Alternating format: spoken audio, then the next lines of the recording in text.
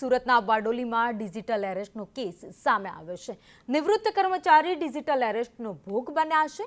વેજા બાજુએ નિવૃત્ત કર્મચારી પાસેથી 63 લાખ રૂપિયા પડાવી લીધા। ફ્રોડમાં ખાતા નંબરનો ઉપયોગ થયો હોવાનું કહ્યું અને ત્યારબાદ તેમના ખાતામાં રહેલા પૈસા ખંખેરી દીધા। સીબીઆઈ ઓફિસર તરીકે વાત કરી અને ધમકી આપી હતી। ગઠિયાઓએ મુંબઈમાં જેટ એરવેઝમાં 600 કરોડનું ફ્રોડ થયું હોવાનું કહ્યું હતું અને ફ્રોડમાં નિવૃત્ત કર્મચારીના ખાતાનો ઉપયોગ કરાયો હતો તેવું કહીને કર્મચારીને ડરાવ્યા હતા। વિવિધ બેંક ખાતામાં નિવૃત્ત કર્મચારીએ પૈસા જમા કરાવ્યા। અંતે શંકા જતા જ પોલીસમાં ફરિયાદ નોંધાવી હતી। પૂછપરછમાં ખબર પડે છે કે આ તો ખરેખર ડિજિટલ એરેસ્ટ છે।